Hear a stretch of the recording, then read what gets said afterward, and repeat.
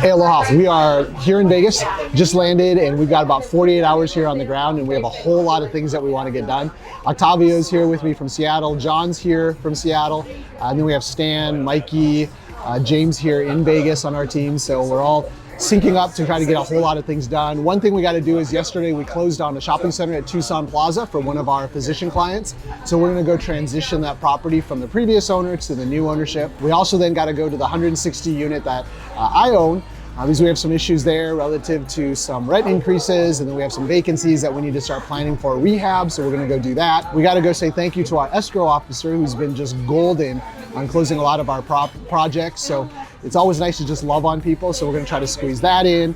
We got a couple meals with our team, and then on top of that we have 3 house inspections on Friday morning that we gotta do, because we're in escrow for 6 total houses, but 3 of the inspections will be on Friday morning. I got a quick coffee talk we gotta do with all of our network from Hawaii, and then in the afternoon we're going to try to meet with a couple of additional folks that are also investors. So it's going to be a busy 48 hours. That's how we like to do it. We like to keep busy, but we're having a great time, and so it'll be a busy couple of days, and we'll show you some of the cool things we'll do along the way. Hey, we're here at Tucson Plaza in Summerlin. We're in the heart of Summerlin, which is amazing because there's a lot of great neighborhoods in this area that frequent a lot of the retail shopping centers.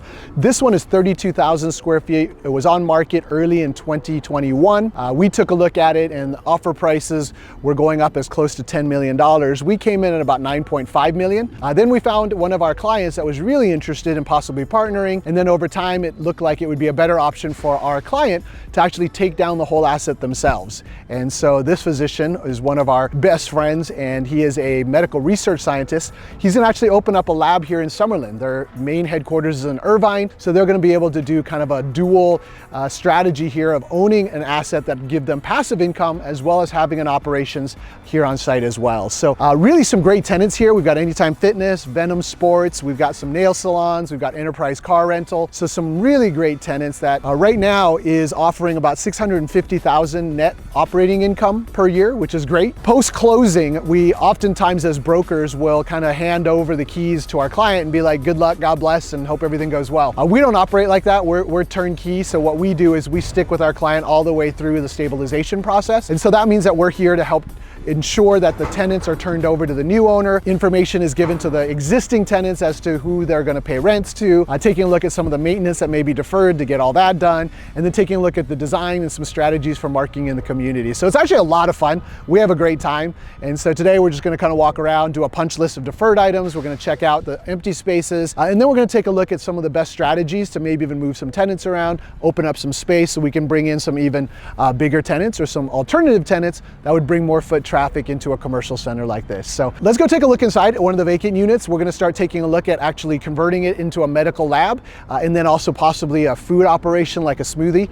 So check it out, and here we are in Summerlin at Tucson Plaza. All right, so this is one of 2 units that are vacant right now that formerly was a private school, but during COVID, unfortunately, the school had to shut down because they didn't want children gathering together in small spaces. So this whole space is about 2,700 square feet.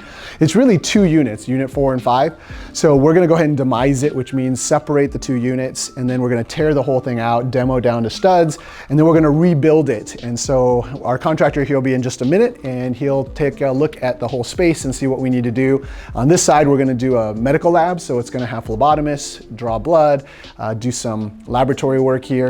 And on the other side is the side that we're hoping to find a really nice fast food, or maybe like a snack or smoothies, protein shop, something like that, because that would really fit this mall. So it should be pretty cool. It should be a pretty easy renovation. The whole building was built in 2002. So these types of interior renovations are very simple. And so once we get this turned, we'll increase the income total to the entire property, which then increases the whole value, which really helps us to actually turn the value to something where we can refinance, pull some finances out, and then reinvest in another property. So pretty cool. All right, so we just wrapped up with our general contractor. We haven't actually used this general contractor before, but Octavio had helped us to do some research on some good options here in Vegas.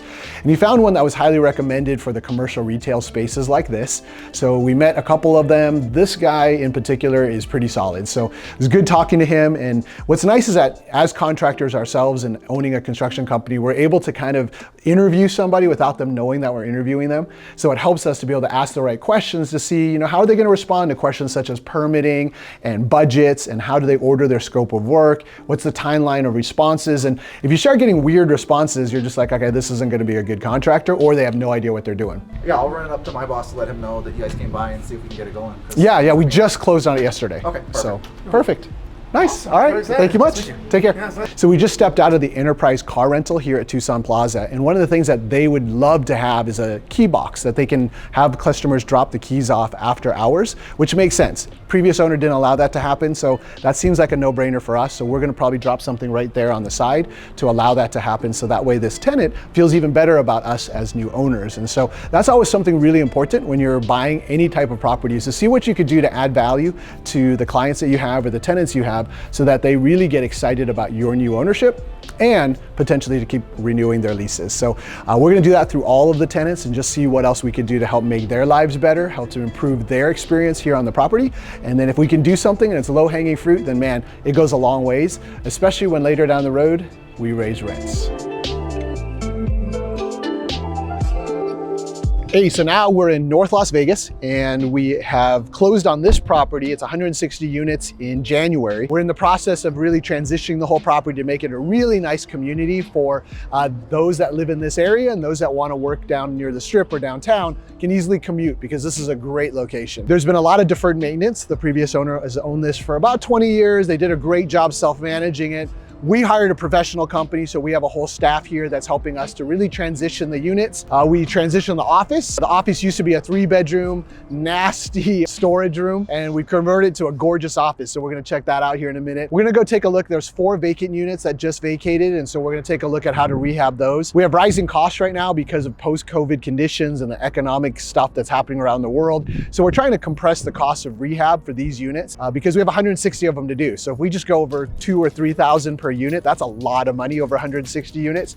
So we're gonna think through that a little bit. And finally, I think at the very end, we're gonna take a look at some campus improvements that we need to get going on, choose some colors, and then really get this thing moving, because what we're hoping to do is get all these renovations done in the course of 3 years. So that way we can refinance the whole thing.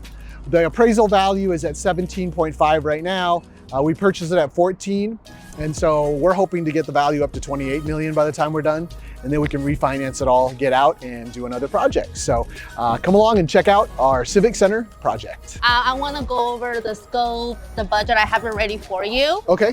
So that way we can come to an agreement on to stay within budget. Perfect. And also the scope. So we have 4 vacant units right now. 4 vacant, yes. And then we have 2 more buildings that should become vacant here in the next couple of days. Correct, yeah. So this is a 3-bedroom unit, top floor, one of the buildings on the campus. And so this particular one, tenants have moved out. And so what we're going to take a look at is how to renovate this unit for the least amount possible, but to get the most amount of rent possible. So it'll be kind of interesting, see what we can do. $5,000. For all the cabinets? For all the cabinets, yeah. And then quartz runs how much?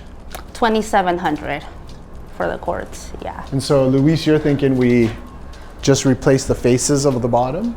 These are just over 1,100 square feet. It's pretty good sized units. They're spacious. I mean, this makes it look even bigger. For this one, let's leave it open just for because we're trying to push costs. So I think the strategy is on this one, use as much as we can, push rents. And then when we get to the midpoint, when we hit like 50% of the units are rehabbed, then let's start doing some higher end stuff. Okay. Because then that can push us higher on the rents. So we're kind of creeping rents up gradually. Okay. Because this is nice, this is open, but I think that we can get creative and do something here. So we're here in one of the 3-bedroom units that were just vacated, and we're always constantly trying to figure out a way to turn the units to make them as nice as possible without spending a ton of money. We want it to have a pop, but we don't want to spend a pop of money. So here what we're doing is, especially in the kitchen, it can get really expensive. So new cabinets can run $3,000 to $5,000, quartz counters are $1,500 to $2,500, appliances new. It gets really expensive really quick. So we try to repurpose cabinets where we can. Some of of these cabinets here are a little bit dented, a little bit worn, but they're metal.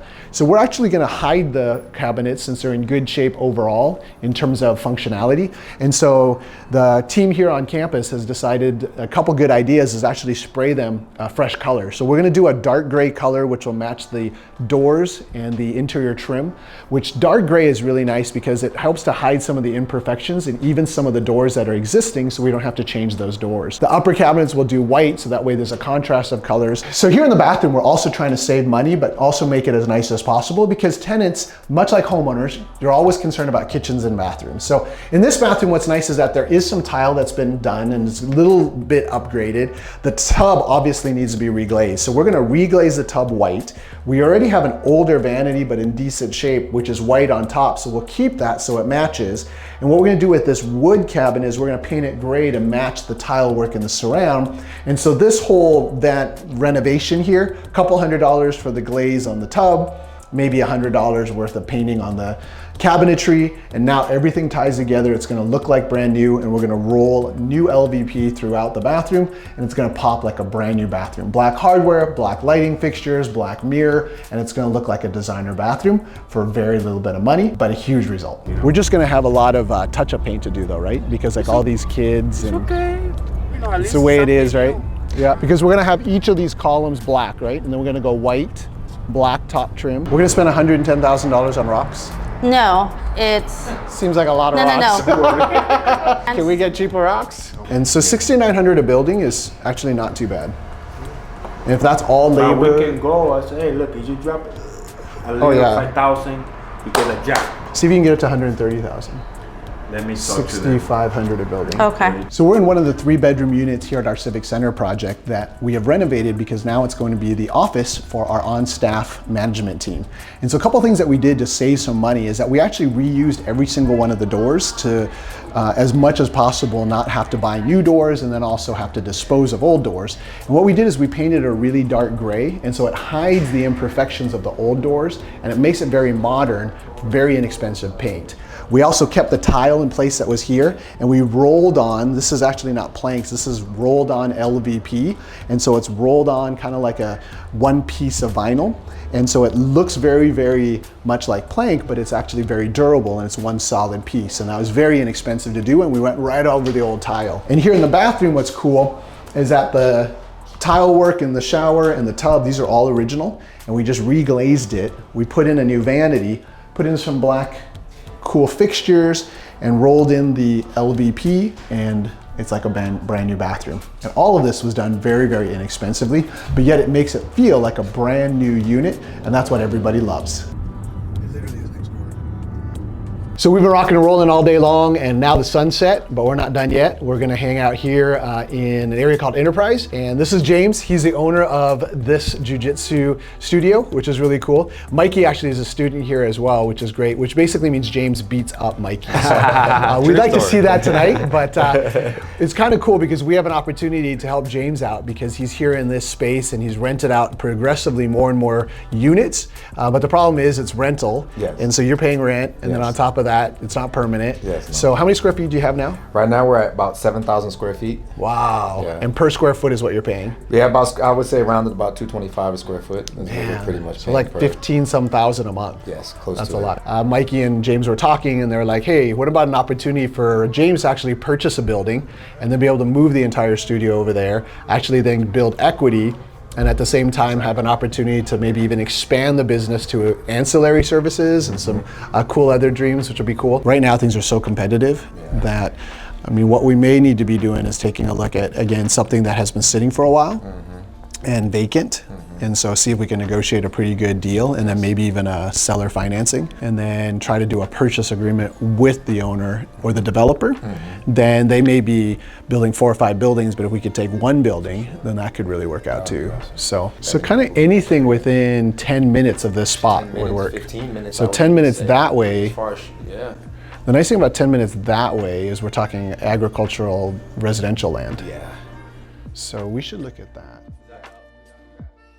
It's Aloha Friday. We're wrapping up a second day here in Las Vegas. Started the day with a great workout with the team, which is always an amazing way to start with a good mindset, get healthy. Or go to the gym and not get any work done. Go to the gym and not get any work done. Record us. We also had a chance today to go out to Fidelity National Title, got a chance to essentially give a huge gift to one of our best escrow officers. So we're here at Target this morning because we're gonna go drop off a gift to Dorothy Sweet, who is our escrow officer at Fidelity National Title. She has closed $24 million worth of properties for us this year alone. So we wanna take care of the people who take care of us, and she's just done such a great job. So trying to find her some gifts. We don't know her that well, and it's always hard to find gifts to people you don't know. We got Cheesecake Factory, that sounds actually pretty good. Starbucks, that's always a good option. And so just a combination of things, and we'll get her a card. Most important is just that she feels that she's loved and that we really appreciate her. It goes a long way for all that she's done, but also goes a long way for the future transactions that we'll do with her as well, because she truly is very detail oriented and amazing. So if you're getting into real estate investing and you don't have great escrow partners, find some good escrow partners because they'll help to make sure the deal goes well. They'll also, if you don't have a good escrow officer, ruin a deal. Midway through the day, we did a coffee talk. Coffee talk is a weekly coffee networking thing we do from across the country. Investors all over the country get together. We started this during COVID, and in COVID, we were all asking a lot of questions, and so we just networked together on Zoom, and it's been going now for over 2 years, and it's been awesome. Just get a chance for people to share some deals they have, some questions they have, current situations in the real estate space. And so always really fun. We have about 50 to 100 people that show up each week on Zoom, and it just never the same. So that was good fun. Kamahai, so talk a little bit about your most recent acquisitions. Like what was the source of the acquisition in terms of, did you send out something? How'd you get in touch with them? And then how'd you negotiate that? Most sellers probably won't think anything of it, so they'll sign it, but that protects our buyers from necessarily getting stuck with a seller wanting to close when there's a massive delay due to the form. Like, what do you think about something like that? The nice thing about real estate is that if you are looking for a career or an opportunity to always have problems and have constant surprises, then real estate investing is definitely the best place to be, because there's no transaction that ever goes absolutely perfect, and there's no real estate investment that goes as smooth as you always hope it will. Oftentimes, I think our ideal becomes our expectation. Our ideal is that it's gonna be easy passive income. We buy it, we get rent coming in, we have all this extra money, we go out and buy Mercedes and go on vacations, sit on a cruise ship while the money keeps coming in. But that's not usually what happens. Active income is then passive income down the road, because actively, when you first purchase a property, there's a lot to be done. And just in the last couple of days, there were all kinds of surprises and challenges that arose on our 160 unit apartment building that we have here in Vegas. We were surprised because all of a sudden on today's Friday, so on Wednesday, the local news station showed up on our property because they had gotten a complaint from one of our tenants about us raising rents. And our rents are literally 50% of market value. So raising the rents even $100 would be considered raising rents, but it's still way undervalued. And so that was always kind of fun. You never really want the news team to show up and to kind of highlight your project, but that's always fun. So that was a challenge that we had this week. And another challenge was that we discovered that there was a lot of our tenants who were not in a position to pay, just decided they're just gonna stay and not pay. So we have $66,000 of outstanding rents on that property alone. So that's fairly significant of a problem to overcome, because we're still gonna pay the taxes, we still gotta pay the utilities and pay all of our staff. And so we just have some income that we've gotta make up. So that's always fun to try to figure out the financial piece. Always be prepared for challenges. It's not a matter of if there's gonna be problems, it's gonna be just when. And the more that your mindset is that, hey, problems are gonna come, but there are opportunities to grow, there are opportunities to learn, and there's really opportunities to find more efficiencies, so that way when the problem comes up again, it becomes a no-brainer. And finally, I think what's cool is that whatever problems we face would be an opportunity to help somebody else who may be a newer investor who's gonna go through the same challenge. And at that point, we're gonna go through this and we'll say, hey, this is what we did. It's not that big a deal. You're gonna survive. And so here's what you can do. Take on those problems with an attitude that this is awesome. It's gonna be fun. They should be challenging and sometimes they'll be painful. But in the end, if you stick with it and you don't give up, then you're gonna grow, you're gonna learn. And over time, you'll move to passive income and you'll do a lot less and there'll be a lot less problems. So, hey, thanks for joining us on this short journey to Las Vegas. We're gonna be doing a lot more of these, obviously, on all of our markets and everywhere we travel. So hopefully you've enjoyed it. If you enjoyed it, definitely bake a comment and especially tell us what you enjoyed and maybe what you'd love to see us share about. We experience all kinds of things in real estate investing and business. So happy to take a look at some of the things that you would love to hear about and see. And then if you really enjoy it, be sure to subscribe. We'd love to have you be a part of our ohana.